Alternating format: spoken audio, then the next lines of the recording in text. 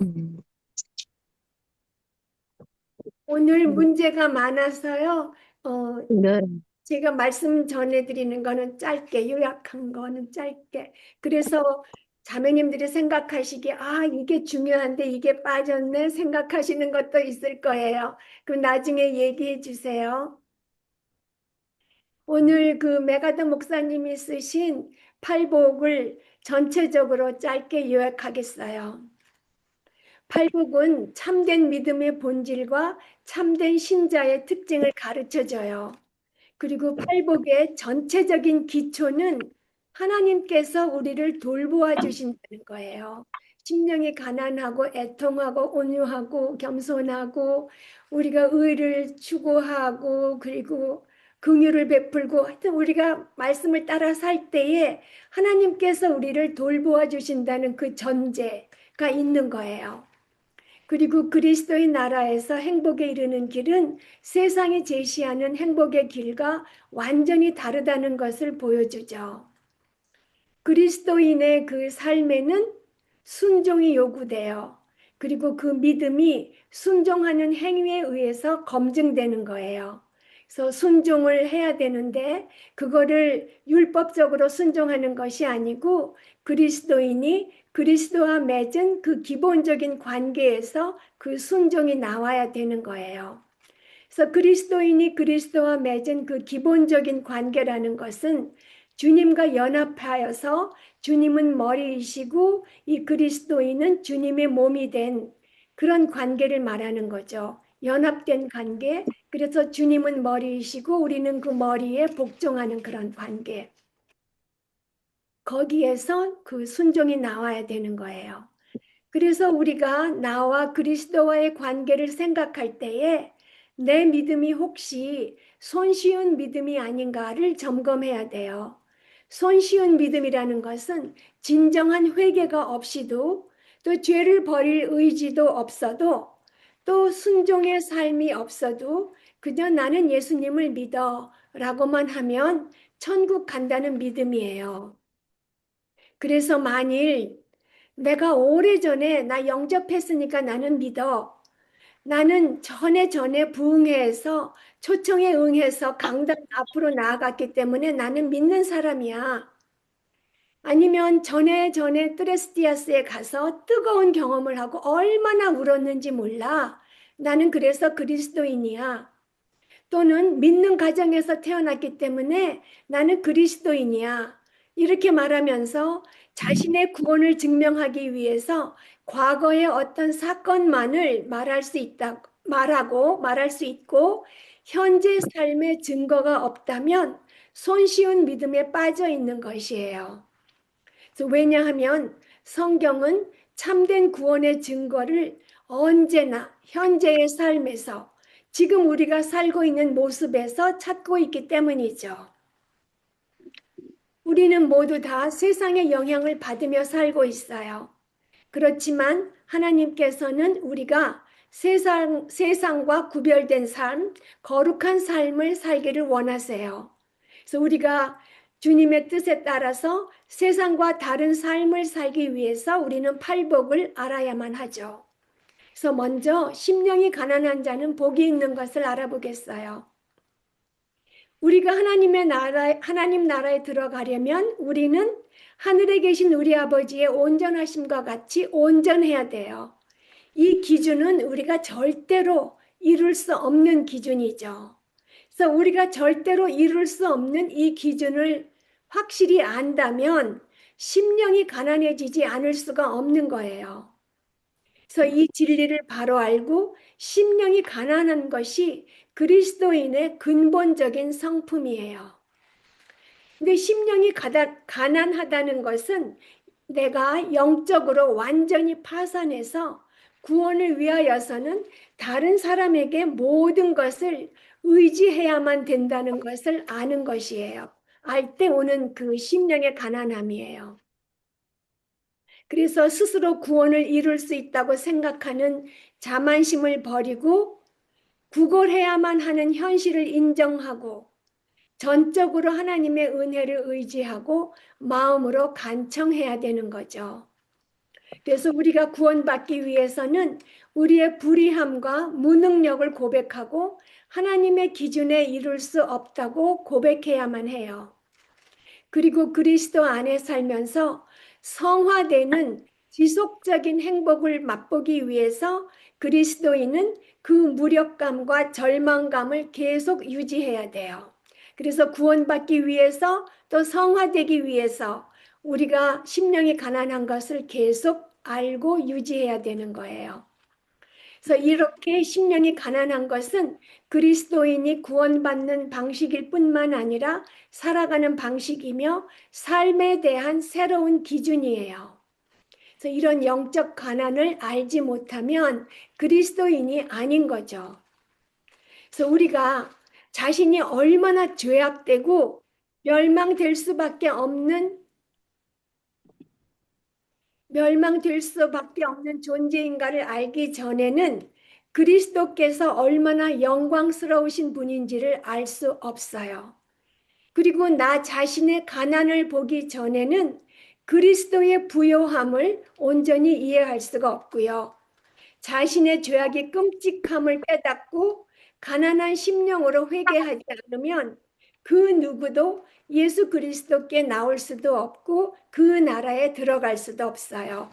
이렇게 우리가 죄악되고 멸망될 수밖에 없는 존재라는 것을 알았을 때야 우리가 그리스도께서 얼마나 영광스러우신 분인지를 알 수 있고요. 내가 얼마나 가난한 사람인지를 알 수 있어야지만 그리스도의 부요함을 이해할 수 있어요. 그리고 죄악의 끔찍함을 가난한 심령으로 회개하여야만 그리스도께 나가서 그 나라에 천국에 들어갈 수 있어요. 그래서 이렇게 심령이 가난한 자는 천국을 복으로 받는다고 말씀하세요. 약속하세요. 이제 애통하는 자는 복이 있는 것을 알아보겠어요. 고린도후서 7장 10절에 하나님의 뜻대로 하는 근심은 후회할 것이 없는 구원에 이르게 하는 회개를 이루는 것이요 세상 근심은 사망을 이루는 것이니라고 하세요. 그래서 하나님의 뜻대로 하는 슬픔은 자신이 영적으로 파산한 죄인임을 깨닫고 그 파산에 대해서 애통하는 그런 슬픔이에요. 세상은 죄와 문제를 다 제껴놓고 웃으라고 해요. 그렇지만 성경은 애통하라고 하죠. 그러면 애통하는 자가 왜 복이 있을까요? 애통하는 자들이 복이 있는 것은 그들이 죄를 용서받고 위로를 받기 때문이에요. 세상 문제를 제쳐놓고 웃고 있을 때에는 죄를 용서받는 것도 없고 위로받는 것도 없어요. 그런데 우리가 죄와 싸움하는 것은 구원받는 그 순간에 안 끝나요. 그래서 우리가 구원받았을 때 죄에 대한 그 승리는 단번에 이루어진 영원한 승리이기도 하면서 죄와의 싸움은 실생활에서 계속되는 거죠. 그래서 우리는 예수님의 얼굴을 배울 때까지 매일 죄와 싸우면서 죄를 자백해야 되고요. 내가 이렇게 매일 자백해야 할 죄가 무척 많다는 것을 알 때에 애통하지 않을 수가 없는 거죠. 그래서 우리의 전 생애는 회개의 연속인데요. 그 죄 때문에 애통하는 자는 회개하면서 애통하는 자는 하나님의 위로를 받는 복을 받아요. 이제 온유한 자는 복이 있나니를 보면 온유함은 거룩하신 하나님 앞에서 자신의 죄와 무능력을 인정하고 겸손해지는 태도예요. 그래서 성경적 온유는 기운이 없고 그저 그냥 맥이 없는 게 아니라 길들여진 망아지처럼 하나님의 권위 아래에서 다스려져서 제어된 힘이 있는 것이에요.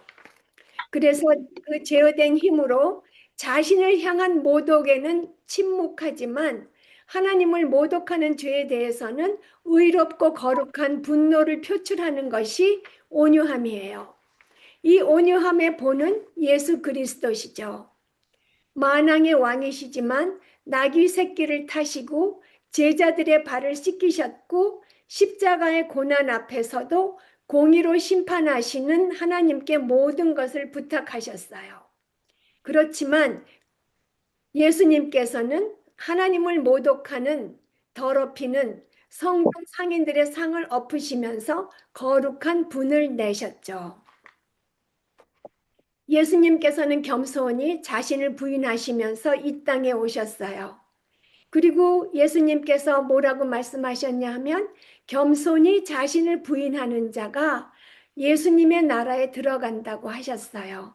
예수님의 본을 따라서 겸손한 자, 온유한 자가, 자신을 부인하는 자가 예수님의 나라에 들어간다고 하신 거죠. 그래서 온유함은 거룩하신 하나님께 대한 우리의 반응이에요.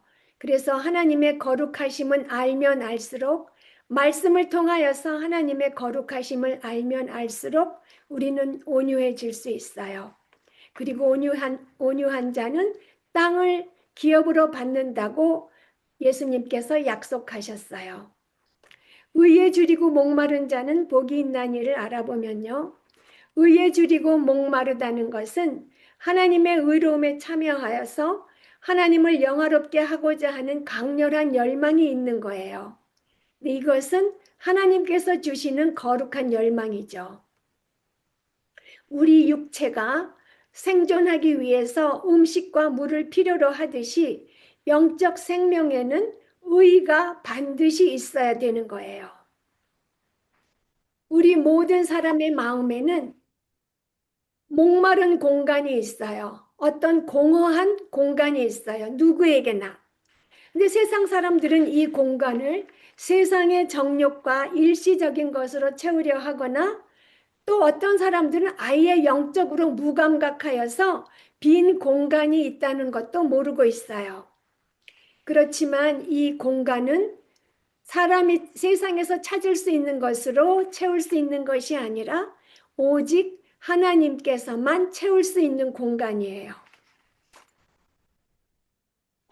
마태복음 6장 33절에 너희는 먼저 그의 나라와 그의 의를 구하라.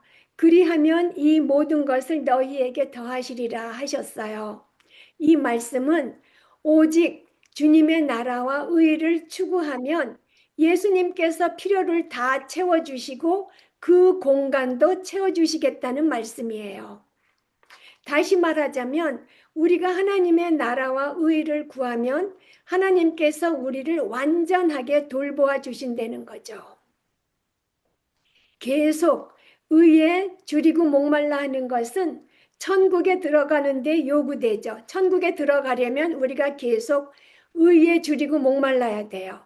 그리고 그리스도인이 이 땅에서 살 때에도 의에 심히 줄이고 목말라 하는 것은 꼭 필요해요. 그래서 그리스도인이 의에 줄이고 목말라 하는 것은 순간순간의 삶의 방식이 돼야 되는 거죠. 그래서 의에 줄이는 것은 하나님과의 바른 관계를 갖기를 갈망하는 것이 하나님과 바른 관계를 갖게 되는 것. 근데 그 의는 우리가 구원받을 때에 얻을 수 있어요. 구원받을 때 예수님의 의를 우리가 옷 입게 되면서 하나님과의 바른 관계를 맺을 수 있게 되는 거죠. 그래서 그 의는 구원에서 시작되면서 성화로 계속돼요. 구원받을 때 우리가 의로움을 입고 성화되는 데에 계속 우리가 그 의의 증가가 있게 되는 거죠. 그래서 믿지 않는 자에게는 구원이 필요하고 믿는 자에게는 계속 성화가 필요해요. 그래서 그리스도인은 또 영적으로 어느 정도 성장하였다고 해도 결코 그것으로 만족하지 않아요. 우리가 그리스도께 나왔을 때 의에 줄이고 목말라 있었고 의로움을 받았어요. 그렇지만 만족하지 않죠. 그리고 성화되면서 그리스도인으로서 조금 더 늘어났어요. 그렇지만 그것으로 만족하지 않아요. 지금은 그리스도를 더욱 닮고 싶은 강한 열망이 있기 때문에 그리스도의 의에 계속 줄이고 목말라 있는 것이에요. 그래서 이 거룩한 불만족은 우리가 그리스도를 뵐 때라야만 만족하게 될 것이에요. 그래서 이렇게 의에 줄이고 목마른 사람은 배부르게 되는 복을 받는다고 예수님께서 약속하셨어요. 이제 긍휼히 여기는 자는 복이 있나니를 보면은요.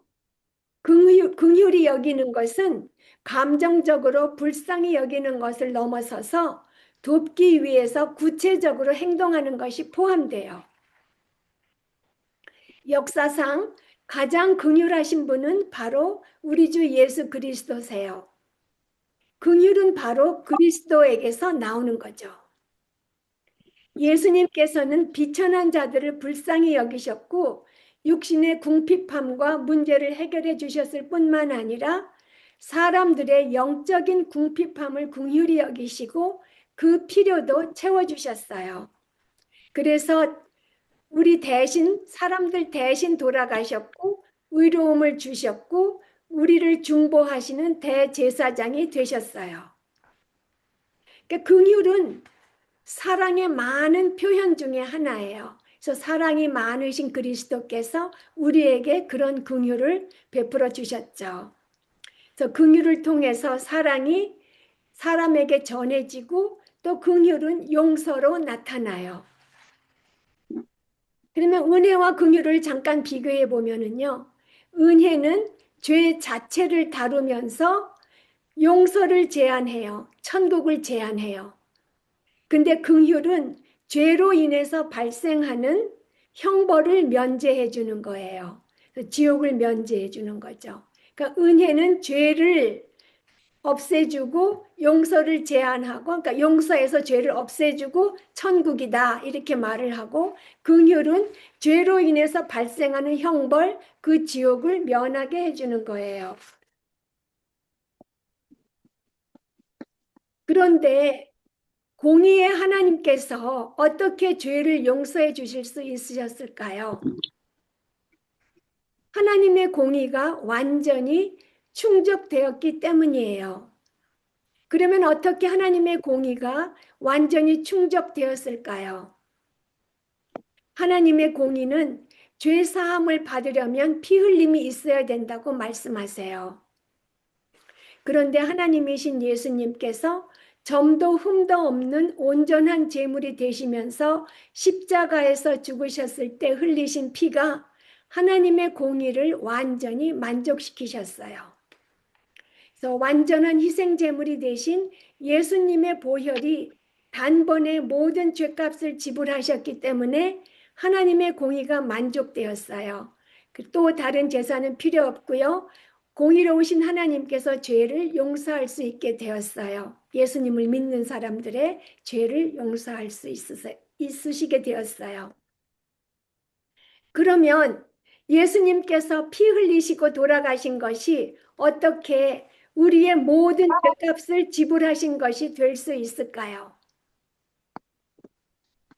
아담이 하나님께 불순종했을 때 단순히 아담만 아니라 인류 전체가 죄 아래에 놓이게 되었어요. 아담은 인류의 대표였기 때문이에요. 그와 같이 예수님께서 돌아가신 것이 인류의 대표로서 우리 대신 희생 제물이 되시어 피를 흘리며 돌아가신 걸로 여겨지는 거죠. 그래서 예수님께서 우리 대신 피를 흘리시며 돌아가신 제사가 믿는 자 모두에게 적용되는 거예요. 그래서 그리스도의 대속적 죽음이 하나님의 공의를 만족시키셨기 때문에 그리스도를 믿는 자의 모든 죄가 사함을 받고 우리의 모든 죄값을 지불하신 게 된 거예요. 우리의 대표로서 돌아가셨기 때문에. 하나님께서는 공의가 시행될 때에만 긍휼히 여기세요. 그래서 그리스도의 희생을 받아들이지 않는 자들에게는 긍휼이 없는 심판이 있을 뿐이에요. 그래서 하나님의 풍성하신 긍휼을 받은 우리는 어떻게 해야 될까요? 우리도 물질적으로나 영적으로 궁핍한 사람을 긍휼히 여겨야 돼요. 그래서 긍휼히 여기는 자에게 하나님께서는 긍휼에 긍휼을 부어주시는 복을 주세요. 그런데 우리가 확실히 여기서 알고 넘어가야 할 것은 긍휼히 여기는 것이 구원받는 조건이 아니에요. 긍휼을 베푸는 것은 구원을 받는 조건이 되는 것이 아니라 구원받은 것의 열매가 되는 거예요. 긍휼히 여기는 자에게 하나님께서 긍휼을 베풀어 주신다고 해서 우리가 긍휼을 베풀면 구원을 얻는 긍휼함을 얻을 수 있겠거니 생각하시면 틀린 거예요. 그래서 긍휼을 베푸는 것은 긍휼을 받은 사람으로서 긍휼을 베푸는 것은 구원을 받는 조건이 아니라 구원받은 것의 열매예요. 이제 마음이 청결한 자는 복이 있나니, 마음의 청결함이란 죄로부터 깨끗해진 상태를 말해요.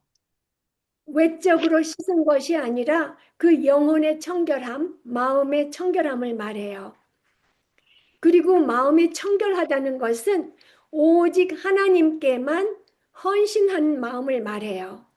하나님도 섬기면서 세상도 동시에 섬기는 게 아니에요. 우리가 그런 잘못할 때가 너무나 많아요. 하나님을 믿고 그리스도를 믿는다고 하면서 세상의 유혹에 오면은 그것도 덩달아 같이 섬길 때가 있죠. 근데 청결하다는 것은 세상과 그리스도를 동시에 섬기는 게 아니라 그리스도만을 섬기는 것이 청결한 마음이에요. 예수님께서는 우리가 하나님을 만나려면, 하나님을 보려면 세리보다만 좀 나으면 괜찮다고 하지 않으셨어요. 하늘에 계신 너희 아버지의 온전하심과 같이 너희도 온전해야 하나님을 볼 수 있다고 하셨어요. 그래서 그렇기 때문에 인간은 자신의 어떤 성취함, 자신의 노력으로 하나님의 온전하심과 같이 될 수 없고 하나님의 청결하심과 같이 될 수 없어요. 그렇기 때문에 자신의 노력과 힘으로 열심히 다른 사람 도와주고 그러면 천국에 갈 수 있다고 하는 것은 사탄의 거짓말이에요. 그러면 사람은 청결해져야지 하나님 나라에 갈 수 있는데 어떻게 하면 하나님께서 보시기에 청결해질 수 있을까요? 그리스도께서 십자가에서 우리의 모든 죄를 대신 짊어지시고 돌아가시고 그리스도의 그 완전한 의를 우리에게 전가하셨잖아요. 그 완전한 의를 우리가 전가받았을 때에 우리가 하나님의 완전하심과 같이 완전한 의를 가질 수 있고 하나님 보시기에 이제 깨끗하다 이런 말을 할 수 있는 거예요. 그러니까 그리스도께서 우리의 모든 죄를 가져가시고 예수님의 완전한 의로움을 입혀주신 거 이건 정말 기이하고 엄청난 교환이죠. 은혜로운 교환이에요. 그런 교환이 있을 수가 없죠.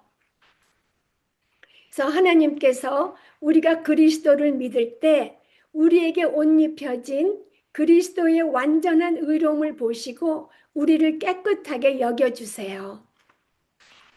그 외에 그 어떤 조건도 하나님께서 우리를 청결하게 보게 해주는 그런 조건은 없어요. 오직 그리스도의 보혈의 공로로 우리가 믿음으로써 얻는 그 예수님의 완전한 의를 우리가 입었을 때만 하나님께서 우리를 의롭다고 해주시죠. 깨끗하다고 해주세요. 그래서 우리가 흔히 교회에 정기 출석하고 성경 구절 외우고 열심히 봉사하고 그래도 마음이 청결하지 않다면 하나님의 기준에 도달하지 못한 거예요. 그래서 예수 그리스도로 인해서 마음이 청결하게 된 자는 이 땅에서 영적으로 하나님과 교제하면서 살다가 죽으면 직접 하나님을 얼굴과 얼굴을 대하고 보는 그런 복을 받게 될 거예요. 이제 화평하게 하는 자는 복이 있나니를 보면은요. 성경은 에덴 동산에서의 그 평화에서 시작해서 영원한 새하늘과 새 땅에서의 평화로 끝을 내요. 그렇지만 그 평화가 깨졌잖아요. 이 땅에서. 인간의 죄가 평화를 깨뜨렸죠. 그래서 세상은 하나님과 원수된 상태에서 끊임없이 싸움하는 그런 상태가 되었어요. 그래서 인간은 스스로의 힘으로 화평을 이룰 수 있는 힘이 없어요. 그리고 하나님, 인간과 인간 사이의 화평도 못 이루지만 하나님과 인간 사이의 화평을 우리는 절대로 우리 힘으로 이룰 수 없어요. 오직 평강의 왕이신 그리스도께서 십자가를 통해서 하나님과 우리 사이를 화목하게 하는 화목 제물이 되심으로써 우리에게 믿는 자에게 참된 평화의 길이 열린 거죠. 그리스도께서 우리의 화평이 되신 거예요. 그래서 세상에 아무리 많은 근심과 소란이 있더라도 평강의 왕을 아는 사람, 즉 평강의 성령님께서 내주하시는 사람의 영혼에는 평화의 안식이 있게 되는 거예요. 이 성경적으로 화평이라고 하는 것은 단순히 다툼이나 갈등이 없는 그런 상태를 말하는 것이 아니에요. 성경적인 화평은 갈등을 회피하는 것이 아니라 갈등을 정복하고 문제를 해결해서 의와 진리 안에서 관계를 회복할 때 오는 것이에요. 그러니까 성경적 화평은 그냥 겉으로 문제를 덮어놓고 그냥 싸우지 않고 있는 그런 상태를 말하는 게 아니라 갈등을 정복하고 문제를 해결해서 의와 진리 안에서 관계가 회복될 때에 성경적 화평이 오는 거예요. 그래서 화평하게 하고 싶은 사람은 먼저 자신 하나님과 화목해야 되는 거예요. 먼저 하나님과 화목해져야지 되고 또 다른 사람과 화목하기 위해서는 때때로 자신의 권리나 이익을 포기하는 희생을 감수해야 되죠. 그렇지만 우리가 다른 사람과 화평을 이루려고 애쓸 때에 조심해야 될 것은 하나님의 화평은 의를 낳는 화평이기 때문에 화평을 이룬다고 하면서 의를 희생시키면 안 되는 거예요. 그래서 화평과 청결함과 의는 분리될 수 없어요. 그래서 화평이 오려면 각자가 죄를 회개하고 청결하게 되어야 하는 것을 희생하면 절대로 안 되는 거죠. 그래서 우리는 사람들이 참된 평화를 얻을 수 있도록 우리는 진리를 제시해야 돼요. 그리스도를, 복음을. 그래서 그 진리가 그들을 공격하게 해야 되죠. 그 진리가 그들의 마음을 찌르도록 해야 되는 거예요. 우리는 교리와 확신을 포기해서는 안 되고 진리가 누군가의 마음을 상하게 한다고 해서 진리를 밝히기를 회피해서도 안 되는 거죠. 화평하게 하는 자에게 주어지는 상급은 하나님의 아들이라 일컬음을 받는 거죠. 이것은 피조물이 받을 수 있는 가장 고귀한 상급이에요.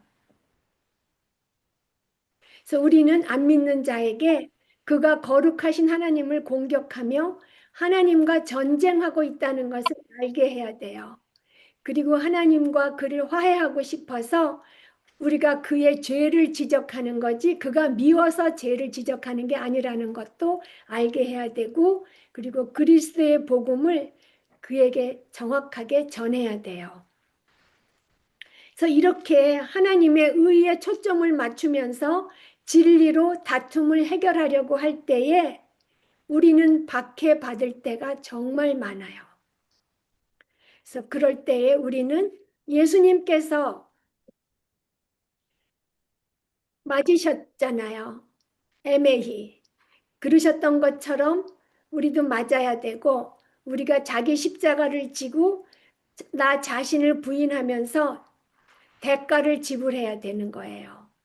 그래서 진리를 담대하게 주장하면서 박해받을 때 기뻐하고 즐거워하라고 예수님께서 말씀하셨어요. 왜냐하면 이 땅의 고난은 잠시이고 천국은 영원하기 때문이죠. 그리고 천국에서 큰 상이 기다리고 있고 우리 전에 있던 선지자들도 이같이 박해했기 때문에 우리가 그런 거룩한 그런 모임에 들었다는 것을 증명하기 때문에 기뻐하고 즐거워하라고 하셨어요. 지금까지 살펴본 이런 팔복의 진리들은 하나님 나라에 들어가는 데 필요하고 또 그 안에서 계속적으로 행복하게 사는 데에 필요해요. 그래서 그리스도인은 지금까지 말씀드린 것 더 짧게 요약하면 그리스도인은 먼저 자신의 죄를 깨닫고 상한 심령이 되죠.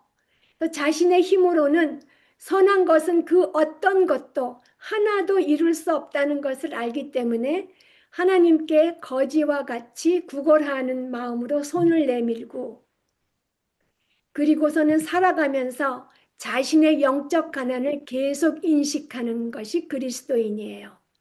그리고 자신의 죄를 마음 아파하면서 애통하고 또 살아가면서 계속해서 자신의 죄에 대해서 애통하죠. 또 주권적이고 거룩하신 하나님 앞에서 온유하면서 계속 살아가면서 그리스도를 바라보고 또 계속 온유하고요. 또 의에 줄이고 목말라 외치고 살아가면서 계속해서 의에 줄이고 목말라 하고요. 그리고 하나님의 긍휼하심을 입고 살아가면서 긍휼하심을 베풀어요. 그리고 마음이 청결해질 때에 또 화평하게 되는 자가 될 수 있고요. 근데 이렇게 살면 세상 사람들과 다르기 때문에 박해를 받게 되지만 우리는 기뻐하고 즐거워할 수 있는 거예요. 영원한 하늘에서 상이 크기 때문이죠. 지금까지 배운 것을 짧게 요약했는데요. 그런데 우리가 여기서 또 한 가지 음, 주변 사람들한테 복음 전할 때 꼭 필요한 것은 그분들이 손쉬운 믿음을 믿고 있는지 점검해야 되고 또 그리고 아주 안 믿는 분들에게는 우리가 복음을 확실하게 전해야 돼요. 그래서 예수님께서 그리스도 이런 말, 예수님이 하나님이신데도 안 믿는 하나님이시라고 인정하면서도 안 믿는 사람들이 있잖아요. 그런 사람들에게는 정말 더 담대하게 오늘 지금 은혜 받을 만한 때에 회개하고 돌아오라고 우리가 강력하게 권해야 돼요. 오늘 그리스도를 배척하면 내일 그리고 모레는 더 쉽게 배척하게 될 것이기 때문에 마음은 점점 더 강팍하게 될 거예요. 그래서 내일까지 기다리지 말고 지금 가난한 심령으로 그리스도를 받아들이시라고 우리는 권해야 되고요. 또 우리가 그리스도를 영접하신 분이라면 마음과 삶의 목표가 팔복이 가르치는 것을 따르는지 점검하라고 지금 상태에서 만족하지 말라고 거룩한 불만족을 가지고 그리스도를 바라보면서 계속 나가시라고 권해야 되죠. 기도하시겠습니다.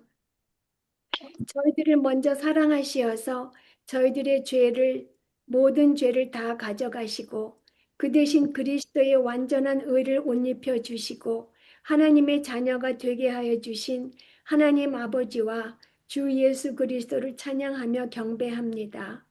그리고 하나님의 자녀된 자답게 사는 법을 가르쳐 주심에 감사드리며 팔복의 말씀에 순종하며 살기를 힘씁니다.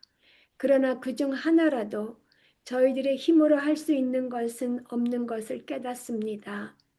그리고 저희들이 한자리에 머물러 만족하지 않게 하여 주시고 오직 그리스도를 바라보며 표대를 향하여 나아가기를 힘쓰게 하여 주시고 성령님께서 배운 것을 실천할 수 있도록 인도하여 주시옵소서.